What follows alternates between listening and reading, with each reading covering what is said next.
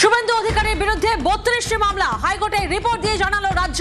হাইকোর্টের শুভেন্দু অধিকারী তিনি জানতে চান এবং মুখ্যমন্ত্রী শুভেন্দু অধিকারীকে 104 বার কলকাতা হাইকোর্টে যেতে হয়েছে। জিরো টলারেন্সের বার্তা দিলেন মুখ্যমন্ত্রী শুভেন্দু অধিকারী।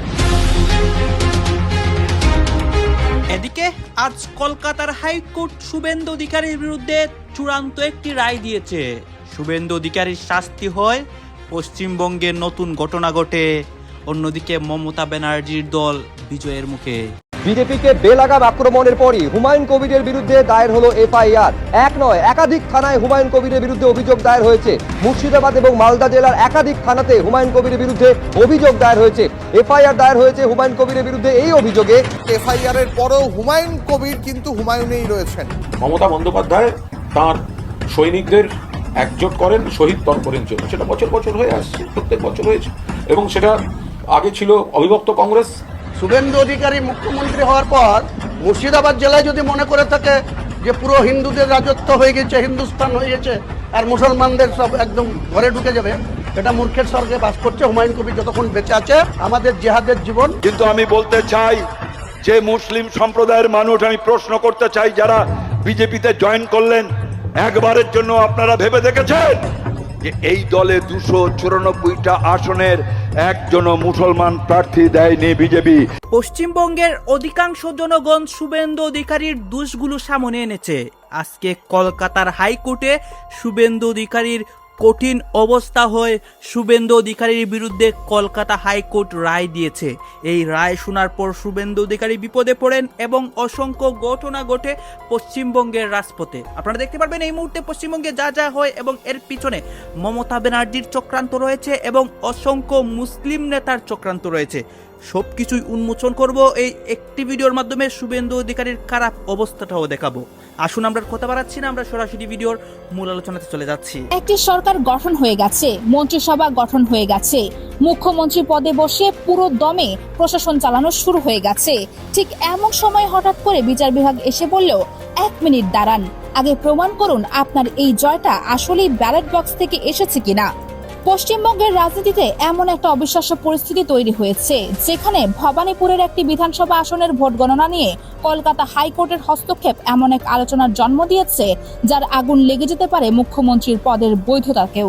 আজকের এই গভীর অনুসন্ধানে আমরা খুলে ধরব সেই রহস্যময় 13তম রাউন্ডের গল্প, নির্বাচন পর্যবেক্ষকের পুরস্কারের বিতর্ক এবং সুপ্রিম কোর্টের সেই পুরনো রায়ের কথা, যা এখন পশ্চিমবঙ্গের রাজনীতির ভাগ্য বদলে দিতে পারে।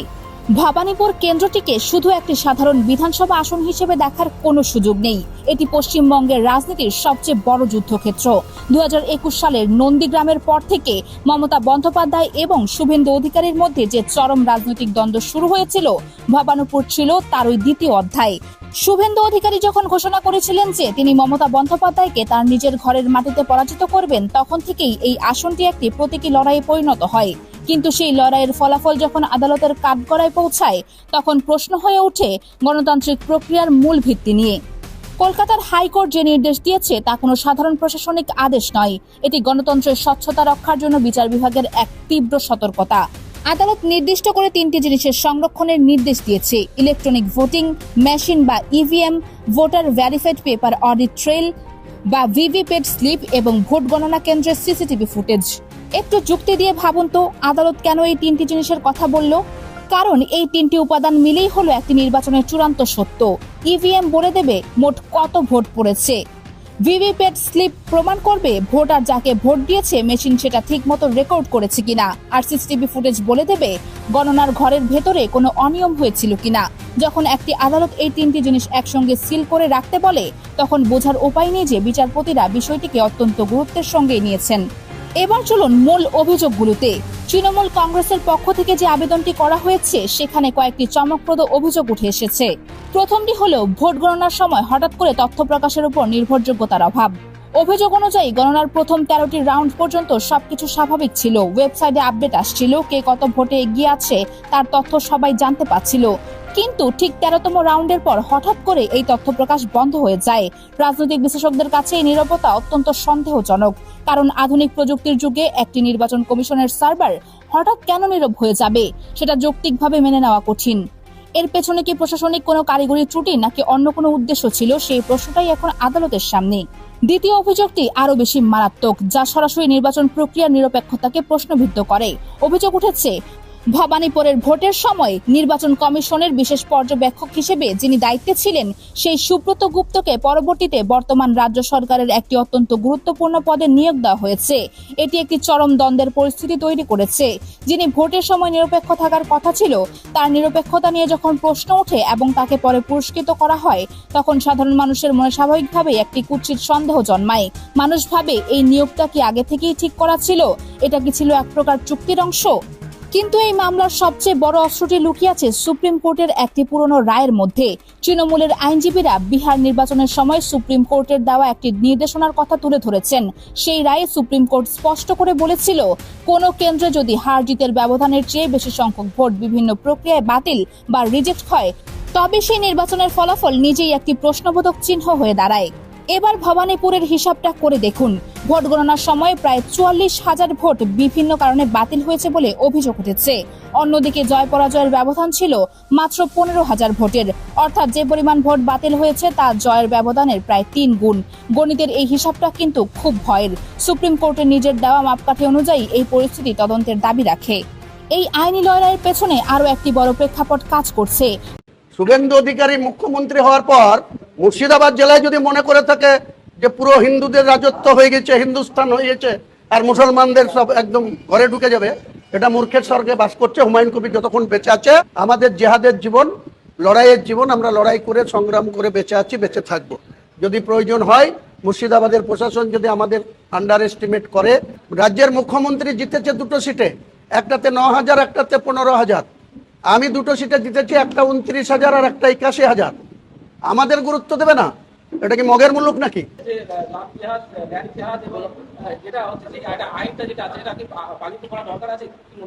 দেখুন, ওনার নতুন মুখ্যমন্ত্রী হয়েছেন, তিনার মেজরিটি আছে বিধানসভায়, তিনার যা বলার তিনি নিশ্চয়ই বিল আকারে, যেহেতু বললাম বিজনেস অ্যাডভাইজারি কমিটির অনুমোদন সাপেক্ষ সাংসদ চলে, বিধায়কদের বিধানসভা চলে। আমিও সেই বিজনেস অ্যাডভাইজারি কমিটির বিরোধী সদস্য হিসাবে সেখানে স্থান পেয়েছি। আমি এর ইতিমধ্যে 2টো মিটিংয়ে অ্যাটেন্ড করেছি। 25 তারিখে বিকেল 2টোর সময়, দুপুর 2টোর সময় মিটিং ছিল। আমি 12টার সময় হাউস থেকে বেরিয়ে সোজা মুর্শিদাবাদ চলে এসেছি, তাই আমি সেই মিটিংটা থাকতে পারিনি।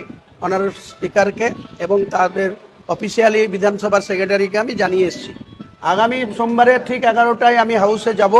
আমাদেরও সিটের সামনে যে বিল আসবে, সেই বিল সম্বন্ধে যে নথি আমরা পাবো, তা নিয়ে আমাদের বক্তব্য আমরা অফিসিয়ালি বিধানসভায় দাঁড়িয়ে বলবো। বিধানসভার বাইরেও বাংলার সমস্ত মিডিয়া পার্সনদের আমাদের বক্তব্য আমরা তুলে ধরব। দুঃখের বিষয়, এই মুর্শিদাবাদ জেলায় 22 জন বিধায়কের সিট আছে। আগের বিধানসভায় 17তম বিধানসভায় 16 জন মুসলিম ছিল, 6 জন হিন্দু ছিল। এবারে 22 জনের মধ্যে 8 জন হিন্দু হয়েছে বিজেপির, বাকি 14 জন মুসলিম বিধায়ক আছে, 2টো কমেছে। এই 14 জন যে বিধায়ক যা জিতে গিয়েছে, তারা মেরুদণ্ডহীন লোক। তারা বিধানসভার ভেতরে তাদের এতটাই দুর্বলতা, তারা কোনো কারোর জন্য কিছু বলছে না বা কোনো আওয়াজ তুলছে না। তৃণমূলের একজন ব্যক্তি লড়ে যাচ্ছে, কুণাল ঘোষ, আর বিরোধীদের একজন ব্যক্তি লড়ে যাচ্ছে, হুমায়ুন কবির। বাকি তারা কেন ভোট নিয়েছে, কেন সেখানে গিয়েছে, তারাই বলতে পারবে, আমি বলতে পারবো না। মুর্শিদাবাদের মানুষ এসব দেখছে, লক্ষ্য করছে। ব্যাকডোর দিয়ে কারা বিজেপির কেন্দ্রীয় মন্ত্রীর বাড়িতে যাচ্ছে, খলিলুর রহমান, আবু তাহের খান, ইউসুফ পাঠানরা, আর এই জাকরুজ্জামানরা, যে ফার্স্ট টাইম বিধায়ক হয়ে ঋতব্রত বন্দ্যোপাধ্যায় তৃণমূলকে চ্যালেঞ্জ করে নতুন কর্মসমিতি করে সে আবার ইলেকশন কমিশনের কাছে জোড়া ফুলের দাবি করেছে। অভিষেক এবং মমতা বন্দ্যোপাধ্যায়কে দল থেকেই বের করে দিয়েছে। তাহলে সেটা ইলেকশন কমিশন বুঝবে, মমতা ব্যানার্জি বুঝবে, কুণাল ঘোষরা বুঝবে, আর এদিকে আকরুজ্জামান আর ঋতব্রতরা বুঝবে। বাংলার মানুষ, আগামী দিনে পঞ্চায়েত ভোট আসছে, এই 2026-এই পৌরসভার নির্বাচন আসছে, যেটা 27-এ। হুমায়ুন কবিরের বিরুদ্ধে এফআইআর, হুমায়ুনের বিরুদ্ধে উস্কানির অভিযোগে এফআইআর, বহরমপুর থানায় ভারতীয় জনতা যুব মোর্চার এফআইআর। কেন এফআইআর? তিনি হুঁশিয়ারি দিয়েছিলেন জনসভা থেকে, কি বলে জানবো আরো বিস্তারিত। প্রণব প্রতিনিধি রয়েছেন আমাদের সঙ্গে। প্রণব,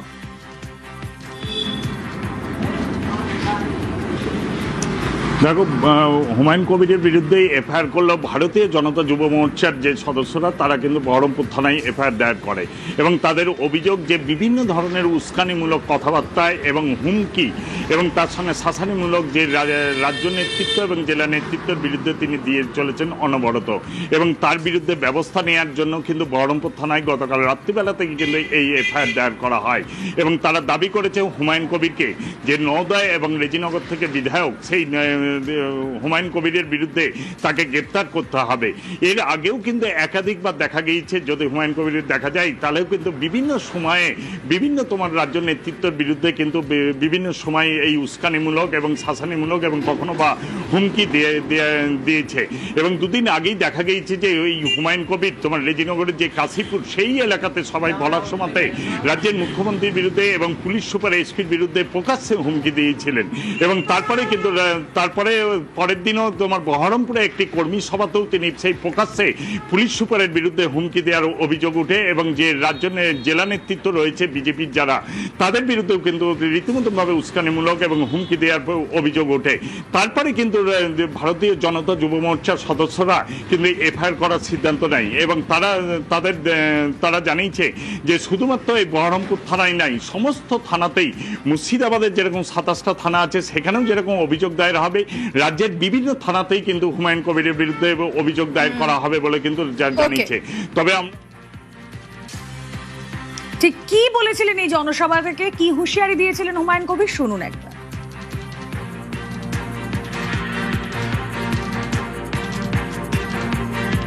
আমি যেদিন ময়দানে মুসলমানদের নিয়ে নেমে যাব না, সেদিন এমন ছাতা ভাঙা মাছ শুরু করব যে আপনাদের পতাকা বহন করার লোক থাকবে না। কেস, ওরকম কেস আমাদের বহুবার জেল খাটা আছে।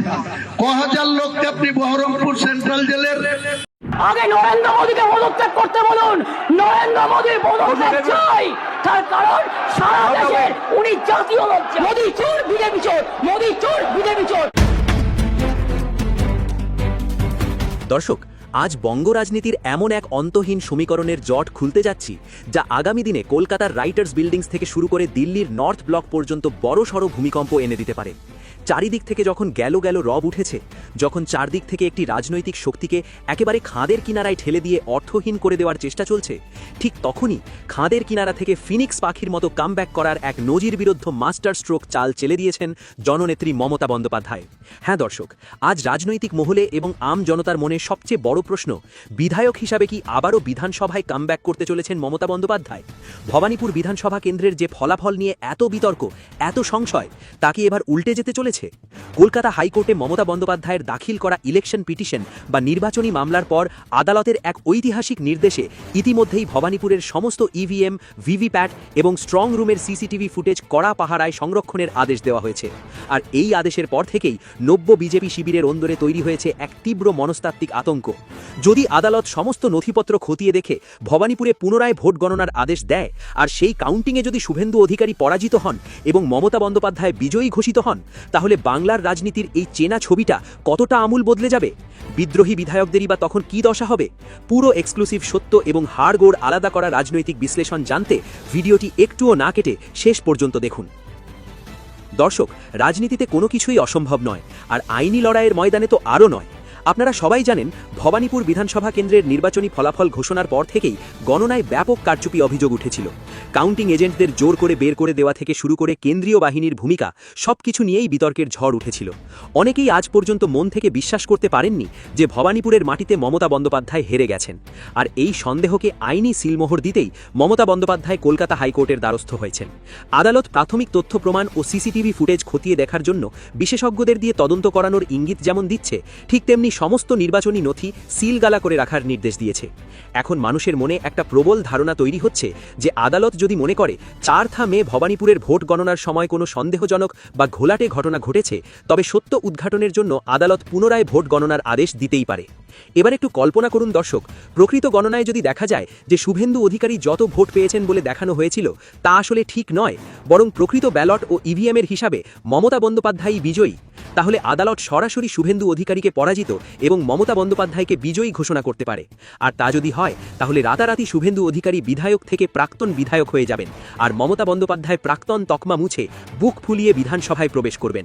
এখানে মুখ্যমন্ত্রী বা প্রাক্তন মুখ্যমন্ত্রীর চেয়ারের লড়াই নয়, এটি হলো সরাসরি এক বিধানসভা কেন্দ্রের জয় পরাজয়ের আইনি লড়াই। এবার একটু আপনারা তো দেখলেন এখানে কি কথা হচ্ছে, অনেকে কি অনেক কথা বলতেছে, বিশেষ করে এখানে দেখতে পাচ্ছি আমরা শুভেন্দু অধিকারীর বিষয় কথা হয়, আর অনেক বিষয় নিয়ে কথা হয়। এই বিষয়গুলো থেকে এবং শুভেন্দু অধিকারীর রাজনীতির প্রেক্ষাপট নিয়ে আপনার মন্তব্য কি, আপনার গুরুত্বপূর্ণ মন্তব্য অবশ্যই আপনারা আমাদের কমেন্ট বক্সে লিখে যাবেন। সর্বশেষে আপনাদের কাছে আমাদের একটা ছোট্ট রিকোয়েস্ট থাকবে, আপনারা আমাদের চ্যানেলের দর্শক হয়ে থাকলে চ্যানেলটি সাবস্ক্রাইব করবেন এবং পাশে থাকা বেল বাটন টিপে দেবেন যাতে করে নেক্সট ভিডিওটা সবার আগে আপনাদের কাছে পৌঁছে যায়। ধন্যবাদ।